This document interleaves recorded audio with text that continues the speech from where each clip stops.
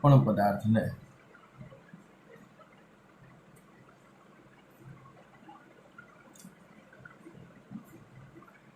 વિદ્યુત ભારિત કરવા માટે કેટલી રીતો છે?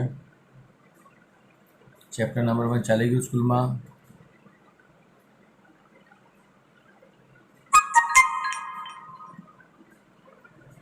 ઓકે, તો કોઈ પણ પદાર્થને વિદ્યુત ભારિત કરવો હોય તો એના માટે કેટલી રીતો છે આપણી પાસે?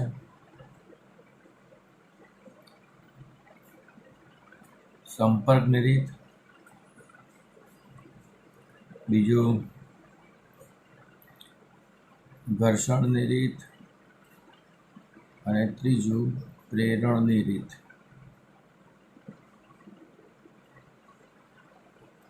રેડી? એમાં આપણે ઘર્ષણની રીત અને પ્રેરણની રીતના ટોપિક ઘણા બધા છે, એને જ્યારે સમજવાના છે ખાલી આજનું કામ.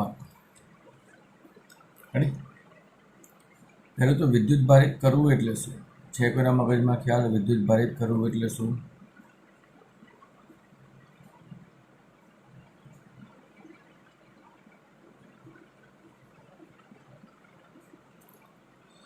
તો કોઈ પણ પદાર્થ હોય એની પાસે જેટલા ધન હોય એટલા જ ઋણ હોય. પ્રોટોન અને ન્યુટ્રોન ઇલેક્ટ્રોનની સંખ્યા સમાન હોય એટલે એ પદાર્થ વિદ્યુતની દ્રષ્ટિએ તટસ્થ એવું કહેવાય.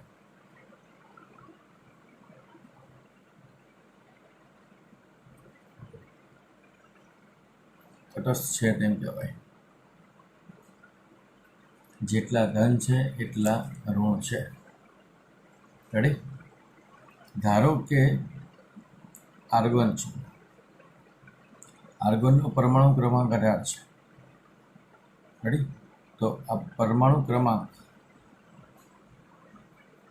ને ઝેડ વડે દર્શાવીએ છીએ. એમાં જેટલા પ્રોટોન હોય એટલા ઇલેક્ટ્રોન હોય. તો આર્ગોન વિદ્યુતની દ્રષ્ટિએ તટસ્થ છે.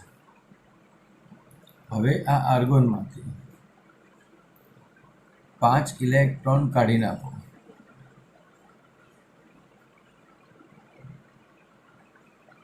દૂર કરતા. તો હવે એમાં કોની સંખ્યા વધે?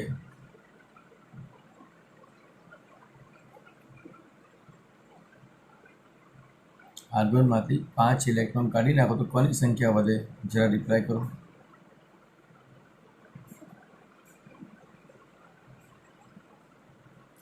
તો ઇલેક્ટ્રોન 18 હતા, એમાંથી 5 જતા રહ્યા એટલે કેટલા વધ્યા? 13 વધ્યા. પ્રોટોન તો એટલા જ છે 18 ને 18, એટલામાં પ્રોટોનની સંખ્યા વધી, ઇલેક્ટ્રોનની સંખ્યા ઘટી. તો જેની સંખ્યા વધી એ પ્રમાણે વિદ્યુત ભારિત થયો કહેવાય. આને કહેવાય ધન વિદ્યુત ભારિત થવું.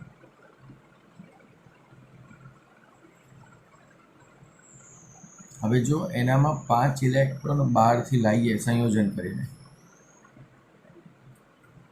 તો આ કિસ્સામાં પ્રોટોનની સંખ્યા તો 18 જ રહેવાની, ઇલેક્ટ્રોનની સંખ્યા 18 ને 5 23 થવાની. તો આ કિસ્સામાં ઇલેક્ટ્રોનની સંખ્યા વધી, પ્રોટોનની સંખ્યા ઘટી, એટલે આને કહેવાય ઋણ વિદ્યુત ભારિત થવું.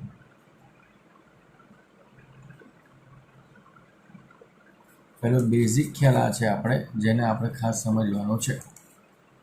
ચલો, આ બે ટોપિકમાં ધન વિદ્યુત ભારિત કેવી રીતે થાય અને ઋણ વિદ્યુત ભારિત કેવી રીતે થાય એને જરા ખબર ના પડી હોય તો કહી દો ફટાફટ. ચાલો બોલો હા કે ના. ખબર પડી બધાને? ઓકે, ખાસ ધ્યાન રાખવાનું કે ધન વિદ્યુત ભારિત થવું એટલે તટસ્થ ગુણધર્મમાંથી ધનની સંખ્યા વધવી. ધનની સંખ્યા વધારવા માટે ઋણની સંખ્યા ઘટાડવી પડે. ઋણની સંખ્યા ઘટાડવા માટે ઇલેક્ટ્રોનનું દાન કરવું પડે, ઇલેક્ટ્રોન ગુમાવવો પડે, તો ધન વધે. ઋણ વિદ્યુત ભારિત થવું એટલે તટસ્થ પદાર્થમાંથી ધનની સંખ્યા ઘટાડવી. ધનની સંખ્યા ઘટાડવી એટલે ઋણની સંખ્યા વધારવી. ઋણની સંખ્યા વધારવી એટલે ઇલેક્ટ્રોન મેળવવા પડે. જે કંઈ પણ મગજમારી કરો એ ઋણ વિદ્યુત ભારિત ઇલેક્ટ્રોન પર જ કરવાની. ધન વિદ્યુત ભારિત પ્રોટોનને એમનેમ રહેવા દેવાના, કેમ કે પરમાણુ કેન્દ્રમાં છે.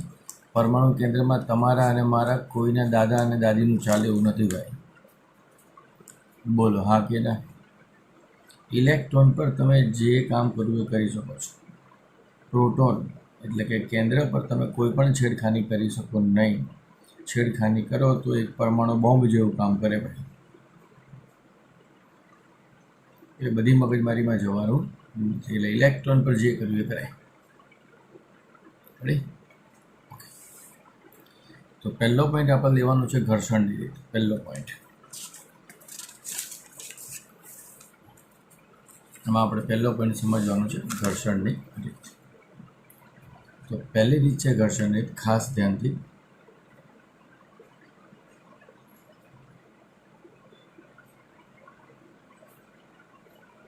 ઘર્ષણની રીતમાં બે પદાર્થને ઘસવાના હોય છે. બે તટસ્થ પદાર્થને ઘસો અને એમાંથી એક પદાર્થમાંથી ઇલેક્ટ્રોન બીજા પદાર્થમાં ટ્રાન્સફર થાય. એટલે એક પદાર્થમાં ઇલેક્ટ્રોન ઓછા થાય અને બીજા પદાર્થમાં ઇલેક્ટ્રોન વધે. તો આ પ્રકારની રીતથી વિદ્યુત ભારની સંખ્યા ડિસ્ટર્બ થાય અને પદાર્થ વિદ્યુત ભારિત થાય. તો તેમાં એક વેરી મોસ્ટ ટાઈમથી શોર્ટકટ જે તમને ક્યાંય કોઈ બુકમાં નહીં મળે.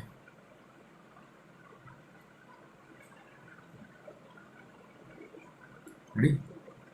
તો તમને મસ્ત રીતે સમજાવું છું. કાચ, વૂલ. વૂલ એટલે સુવાળું ઊન,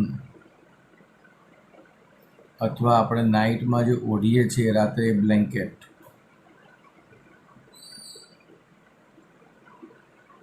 સિલ્ક,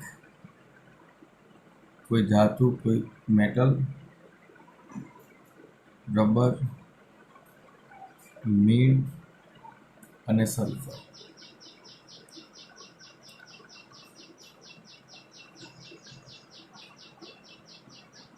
રબર, મીણ, વચ્ચે પ્લાસ્ટિક લખી નાખો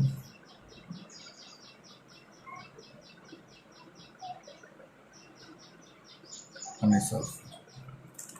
તમારે જી નીટમાં અને ગુજસેટમાં સૌથી વધારે પૂછાતો એક પ્રશ્ન ઘર્ષણની રીતથી કાચ, વૂલ, સિલ્ક, મેટલ, રબર, મીણ, પ્લાસ્ટિક અને સલ્ફર આટલા પદાર્થોમાંથી જ પૂછાય.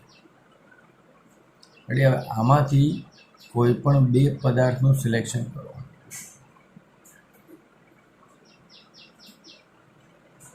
સિલેક્ટ કરો. પછી હું તમને શીખવાડું કે કયો પદાર્થ ધન બને, કયો પદાર્થ ઋણ બને.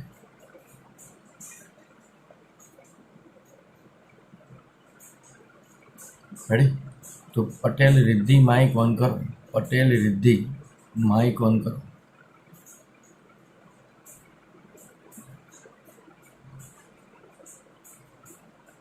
અને આમાંથી કોઈ પણ બે પદાર્થ મને કહો. કોઈ પણ બે પદાર્થ.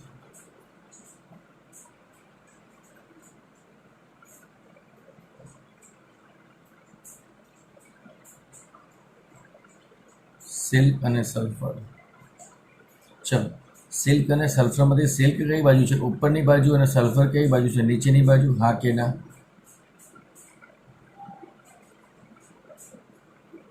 હા કે ના? હા.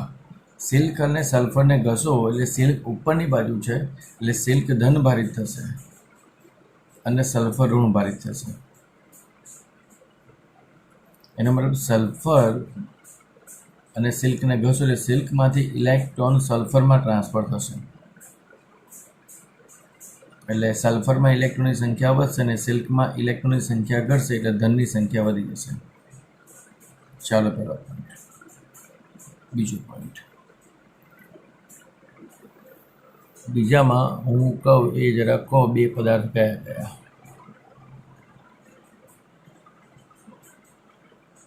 જિગ્નેશ સર માઇક ઓન કરો. જિગ્નેશ સર માઇક ઓન કરો.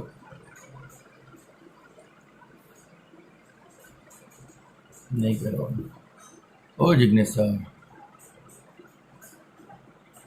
ઓ સાહેબ નહીં કરે. ચાલો, ગજેરા સ્મિત નિલેશભાઈ માઇક ઓન કરો.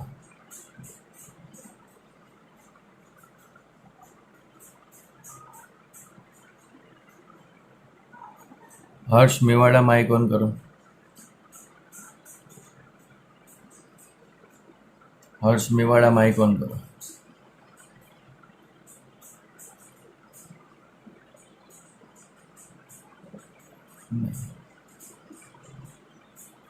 બંસી માઇક ઓન કરો. બંસી, આમાંથી કોઈ પણ બે પદાર્થ બોલો.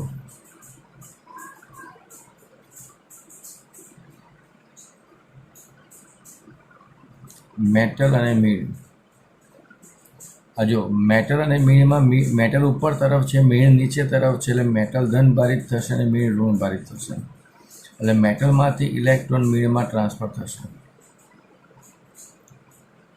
કોઈ પણ બે પદાર્થ લેવાના, એમાંથી ઉપરનો પદાર્થ ધન ભારિત જ થાય અને નીચેનો પદાર્થ ઋણ ભારિત જ થાય.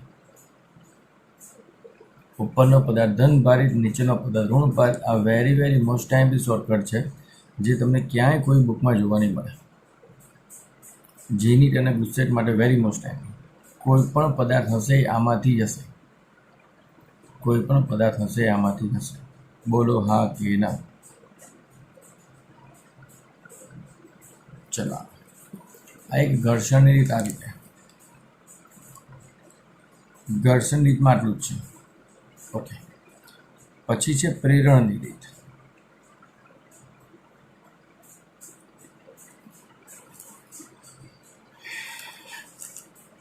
પ્રેરણની રીતને બીજી ભાષામાં આપણે સંપર્કની રીત પણ લઈ શકીએ. સંપર્ક કરાવતો એવું પણ કહી શકીએ.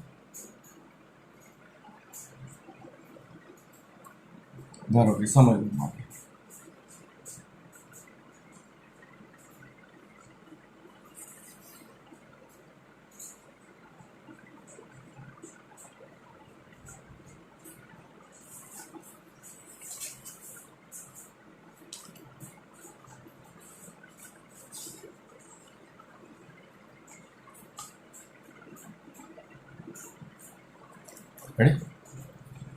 પ્રેરણની રીતમાં શું કરવાનું, સંપર્કની રીતમાં શું કરવાનું થાય, ખાસ ધ્યાનથી.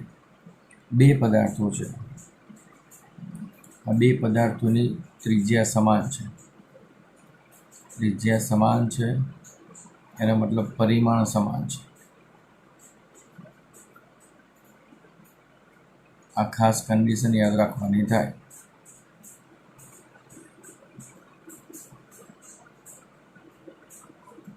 રેડી? અને ત્રિજ્યા અસમાન હોય અને પરિમાણ અસમાન હોય એની પણ વાત કરીશું આપણે. આ બે પદાર્થને સંપર્કમાં લાવીને છૂટા કરી દેવાના. સંપર્ક કરાવીને છૂટા કરવાના. ધારો કે આની પાસે 9 કુલમ વિદ્યુતભાર છે. રેડી? અને આની પાસે 3 કુલમ વિદ્યુતભાર છે. તો સંપર્ક કરાવીને છૂટા કરો તો હવે આની પાસે વિદ્યુતભારની સંખ્યા કેટલી? તો સંપર્ક કરાવીને છૂટા કરો ત્યારે જે વિદ્યુતભારનું વિતરણ થાય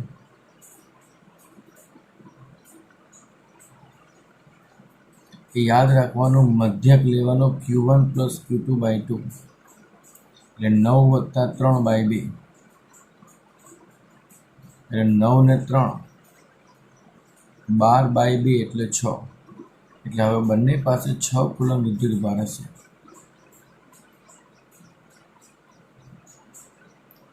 ચલો, આમાં ખબર પડી કે ના પડી?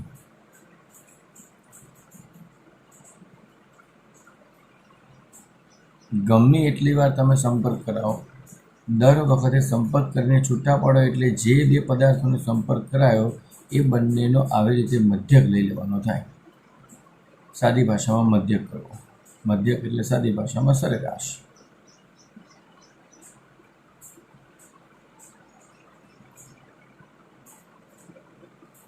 આ ક્યારે ત્રિજ્યા સમાન હોય, પરિમાણ સમાન હોય તો.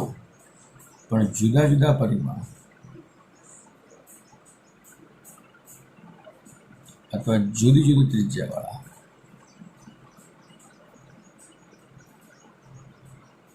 પદાર્થો માટે, તો જુદા જુદા પરિમાણને જુદી જુદી ત્રિજ્યા, તો આ મારી પાસે R1 ત્રિજ્યાવાળો ગોળો છે, આ મારી પાસે R2 ત્રિજ્યાવાળો ગોળો છે. બંને અલગ અલગ છે. બંનેના સંપર્ક કરાવીને છૂટા પાડો, સંપર્ક બાદ છૂટા પાડો. તો હવે જે બંને પાસે વિદ્યુત ભારો રહેવાના એ કઈ રીતે રહેવાના, અને પછી Q1 ડેશ કહી દો, ચાલશે. આ Q1 અને આ Q2, આ Q2 ડેશ. સંપર્ક બાદ જે વિદ્યુત ભારો છે એને આપણે સમજવા માટે યાદ રાખવાનું છે, ખાસ ધ્યાનથી. Q1 છે તો R1 લખવાનું, Q2 છે તો R2 લખવાના.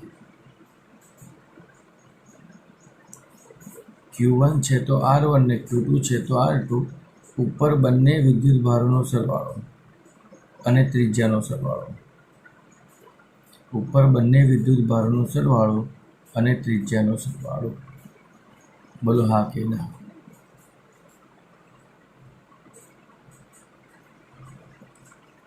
પણ ક્યારે જુદા જુદા પરિમાણ ને જુદી જુદી ત્રિજ્યા હોય ત્યારે જ આવું કરવાનું. તમારી પાસે સમાન પરિમાણ ને સમાન ત્રિજ્યા હોય તો આ રીતે સેટ કરવાનું. તમને યાદ રાખવાની ટ્રીક સમજાય. અહીંયા મધ્યક લેવાનું, અહીંયા તમારે Q1 હોય તો R1 ત્રિજ્યા લેવાની, જે ગોળાની વાત કરો એની ત્રિજ્યા લેવાની, જે ગોળાની વાત કરો એની ત્રિજ્યા લેવાની, પણ બ્રેકેટમાં બંને વિદ્યુત ભારોનો સરવાળો અને બંને ત્રિજ્યાનો સરવાળો ભાગાકાર કરવાનો. રેડી? આ ટોપિક વેરી મોસ્ટ એમપી છે.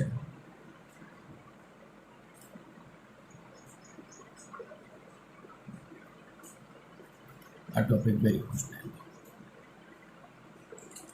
કમ્પ્લીટ. તો જી નીટ માટે પહેલા બે ટોપિક છે વેરી મોસ્ટ એમપી.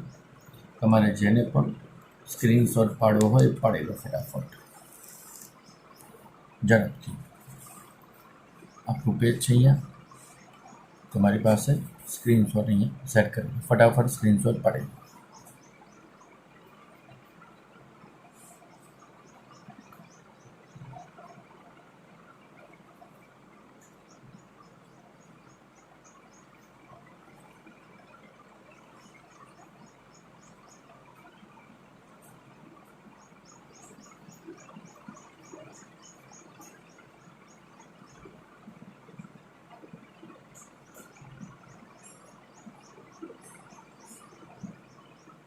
પાડી દો સ્ક્રીનશોટ. આ પેજનો પાડો તો પાડી લો ફટાફટ જલ્દીથી.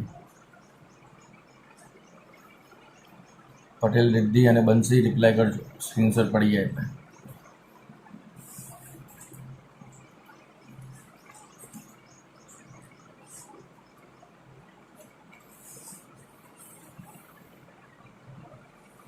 બંસીબેનનું કામ રેડી છે મારે, એને જોઈ તો છોટે બંસી.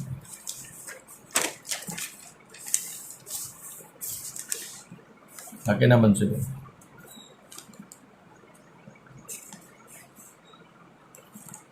બંસીબેન તો પેલા જ ને બાયણાની બાજુ બેસતા હતા.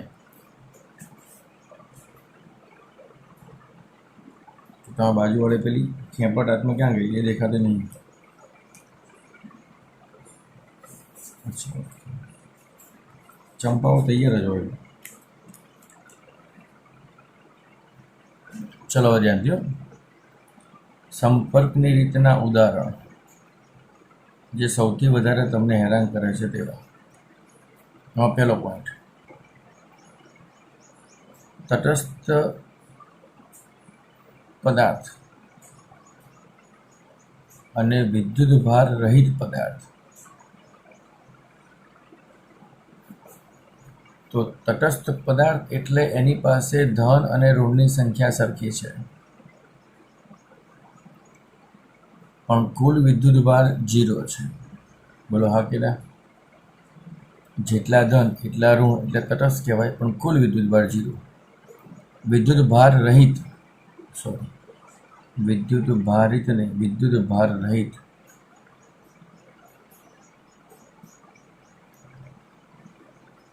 વિદ્યુત ભાર રહિત પદાર્થ એટલે એની પાસે વિદ્યુત ભાર છે જ નહીં.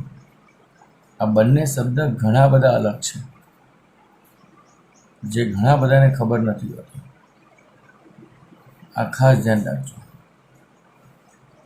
એમાં મોટાભાગે સાહેબો પણ આવી ગયા. તટસ્થ પદાર્થ એટલે જેટલા ધન એટલા ઋણ, ટોટલ વિદ્યુત ભાર 0.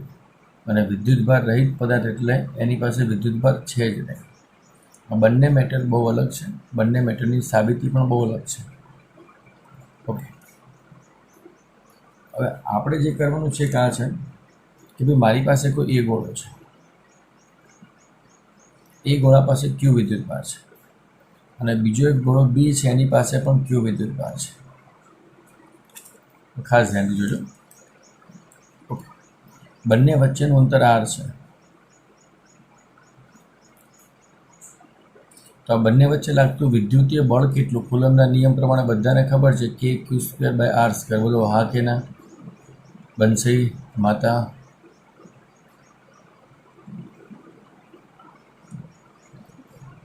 બંસી હોઈ ગઈ દારૂ પી.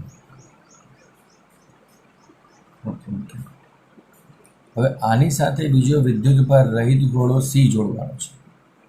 વિદ્યુત ભાર રહિત છે, આની પાસે વિદ્યુત ભાર નથી. હા કે ના? વિદ્યુત ભાર નથી, તો જોડાણ બાદ બંને પાસે કેવા વિદ્યુત ભાર આવે? ચલો બોલો ફટાફટ.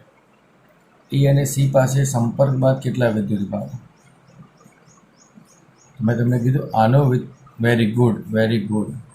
Q1 + Q2/2 મેં તમને કીધું હતું, એટલે Q + 0/2 એટલે બંને પાસે Q/2 વિદ્યુત ભાર થાય.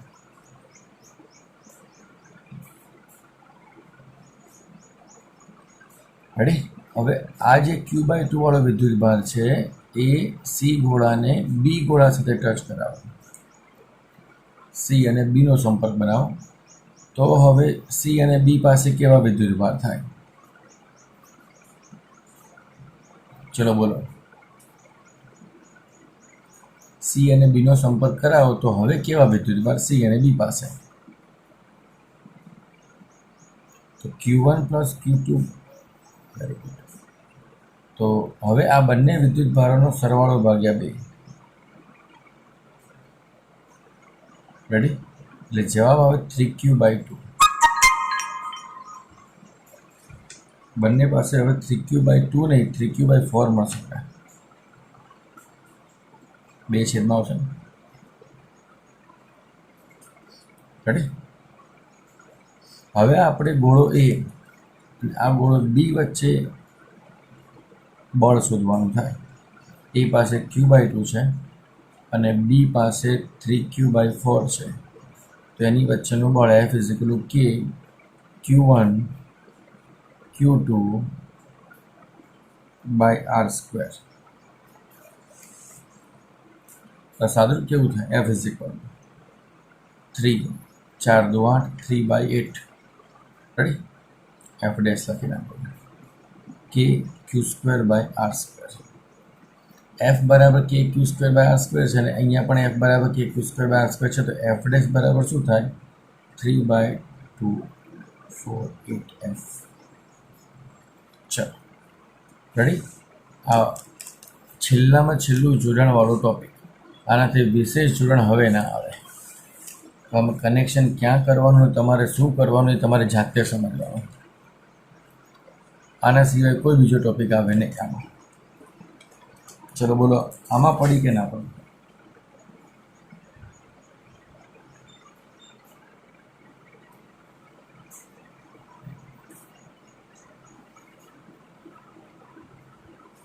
ચલો ફટાફટ બોલો, આમાં પડી કે ના પડી? હા કે ના? ઓકે. બંસીની સાથે પેલી ચંપાતી એ શું નામ છે ચંપાનું? ઓકે, શું કીધું? હા, અમારે લગ્નથી આવે બધું ભૂલી જાય બધા. કાલ તો ઘરવાળી ભૂલી ગયો તો, બોલ. બાજુવાળા બેને માર્યો મને બરાબર. ચાલો, હવે તમારે જાતે અત્યારે સાદુરૂપ આપવાનું છે. ખાસ ધ્યાનથી આ ગોળામાં કેપિટલ ટુ ક્યુ મૂકું છું અને આ ગોળામાં ક્યુ મૂકું છું, ખાલી પણ માઇનસ. શબ્દ બહુ વિચારીને લખજો. અહીંયા ટુ ક્યુ છે અને અહીંયા માઇનસ ક્યુ છે. હવે આ જ પેટર્નમાં ફરીથી સાદુરૂપ આપવાનું. તમારે ઝડપથી જાતે બનાવો ને જવાબ બોલો અહીંયાનો કેટલો થાય. આજનું કામ પૂરું. અહીંયા તમારે મિનિમમ અડધો કલાક થશે. આજે ચલો ધ્યાનથી ફટાફટ.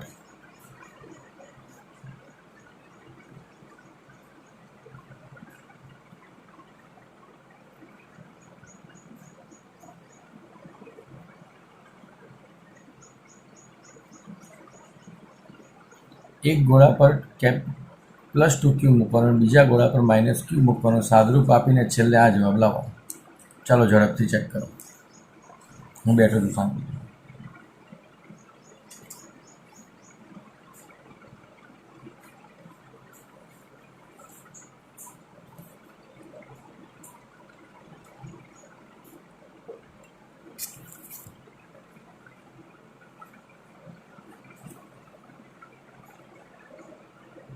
બંસીબેન ને પ્રિયંકાબેન જવાબ લાવો છો ને?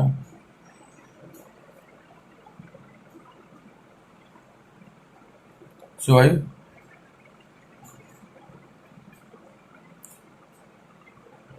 બધાને આવે તો સાચું, બાકી ખોટું. મારી પાસે કોઈ જવાબ છે નહીં, તમને કહી દઉં. એટલે તમે જે ફેંકશો એ જવાબ. ચલો આ એકનો જવાબ આવે, બીજા કોઈનો જવાબ છે 2F જેવો? જોવો તો જરા.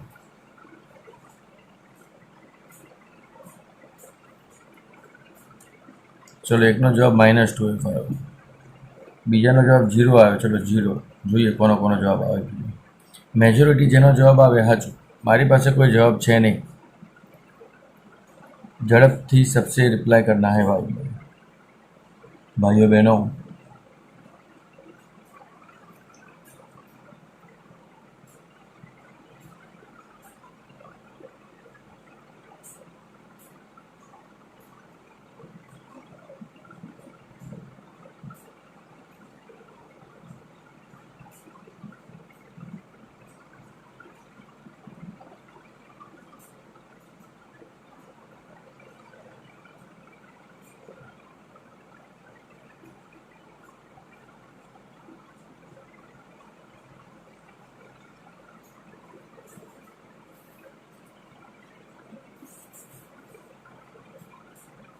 बोलो हाँ के ना.